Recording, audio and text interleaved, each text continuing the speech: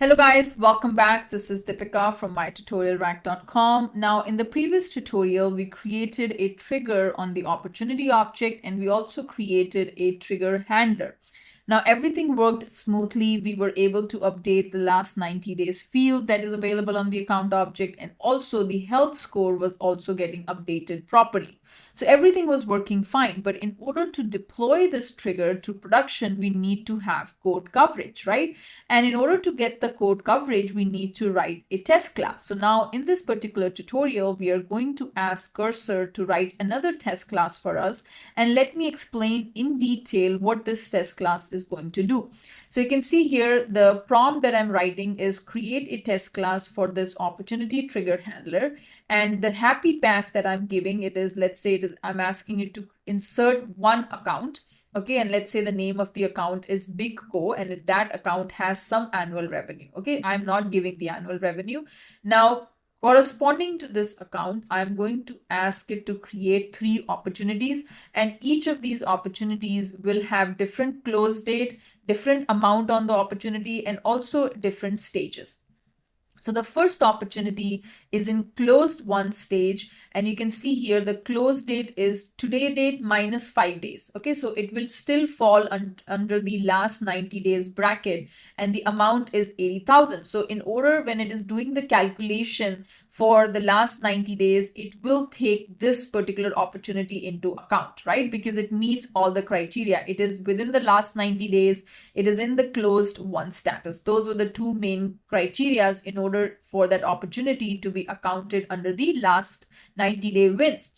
Now, the second opportunity, it is also in closed one, and close date is less than, it's after the 90-day period, right? So it's minus 100. So today minus 100, that means it doesn't count towards last 90 days. So this particular opportunity will not be or should not be counted towards the last 90-day wins.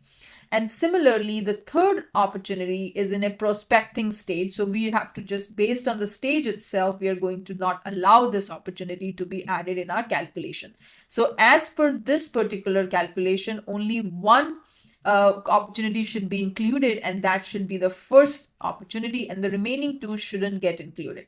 So this is to test our happy path. Now, while you're writing the happy path, you should also look at the edge cases. Okay, so this prompt is for edge cases. Now we are telling insert another account with no closed one in last 90 days, and make sure that this account has no opportunities which are in the closed one, and it should get a value of 0. Okay, so the last 90 days for this should be 0. Insert multiple opportunities across 2 accounts to validate bulk aggregation work. So with 2 different accounts we are going to work with, and then it should work together for both these accounts.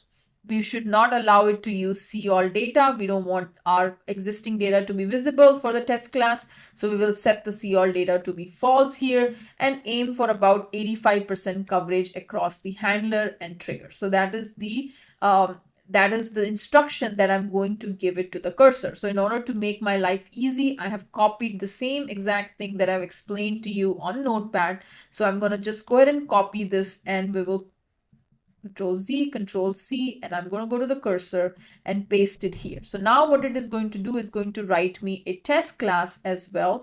And this time it will remember to deploy it also, because in the previous section, we just gave it a deploy command. Okay. So here it is saying, I create a comprehensive test class for the opportunity trigger handler. Your response of cursor might be different based on what prompts you're giving. So more descriptive the prompts are, more information you're giving in your prompt, more better the quality of the code is going to be. If you just say, hey, write an Apex trigger, it will write whatever. But if you give proper instructions, it will perform better if your instructions are much more accurate and much more detailed. Okay. So here you can see this has created the test class for me and the meta class as well. And then we are going to go ahead and it is automatically going after the deploy command, and I'm going to go ahead and hit the deploy. And then I can also ask it to run how many test classes or how many test methods passed in the test class. Okay, so you can ask it for that also. And now let's take a look at our test class that it created. Okay, and it has finally deployed these changes also. I'm going to go ahead and hit the run. And now it is asking me to running the test to verify the coverage. So it is running the test also. And then we're going to go click on the run here. Okay, so now it's saying the tests are failing due to validation rule requiring expected pairs field. Let me fix the test class to include required fields. So I have this particular validation rule available, and it is basically complaining about that. And that validation rule was because of my application I built. So I'm going to just go ahead and now let's see if it's able to fix it. So now based on that, it is automatically updated this change. So I'm going to go ahead and keep these changes. And now it is going to run those test classes again. So this is a new learning that you saw. If it is not able to run your test methods, it is going to fix those test methods, and it automatically added this new line here for expected pairs because I have a validation around that okay, expected pairs needs to be available, things like that. So that's why the validation loop messages was being thrown, and the what was happening was the test methods were failing. So now I'm going to go ahead and run it and see if it works fine. So it is running the test Salesforce test apex command, and code coverage, it is going to tell you this is the directory, username or alias is this, class name it is testing is this is the one, and then we will go ahead and see what was the response. Okay, excellent. All the test passed, 100% coverage for trigger handler as well as for trigger. Overall test coverage is 92%. So everything is working as expected. So if you go back here and if you go over to the developer console and if you go to the test classes, test new run, and you will see the opportunity trigger handler. These are all the different methods that are there. And then instead of you writing this entire test class, Cursor did it for you within 5 minutes. Okay, and now it is going to go to the test here. So we're going to go to the test and see if all the methods passed. So you can see here, this actually failed, and let's see why it failed. Okay, so it failed. Insert failed, exception, field, custom validation. Okay, now if you see here, this particular validation error is happening because the new changes that it did in the test class, those didn't get updated, and it's saying expected pairs must be a positive number. So if I go back here to my cursor and I say, please deploy the updated test class.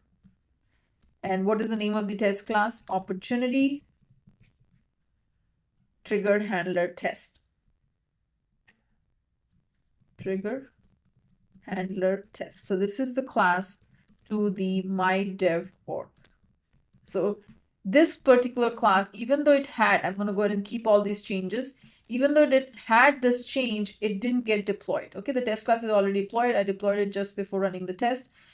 If you like to redeploy it, I can do that, but the current version is already up to date with the expected fair fields included in all. Okay, redeploy the class. Just want to make sure. Run this, and here it ran the SF deploy metadata, deployment successful. Okay, now let's go ahead and go back to our test class. I'm going to go ahead and open the resource, and I'm going to see if my class with the opportunity trigger handler test, I'm going to go ahead and open it and see if the expected pair, this one has expected pairs in it. Okay, so now we are going to go to this particular test, and I'm going to rerun this and see if this time it passes or not. Okay, now you can see here everything was successful, and the reason it failed because this particular line wasn't there in the test methods, and it was expecting this because we have a validation in place. Now this error might not come to you because you don't have this validation rule. I have this validation rule. That's why it was throwing me this error. Okay, so this is the prompt that we have given in order for Cursor to create our test class. I hope you guys are enjoying these tutorials. I'm going to see you in the next video. Thank you.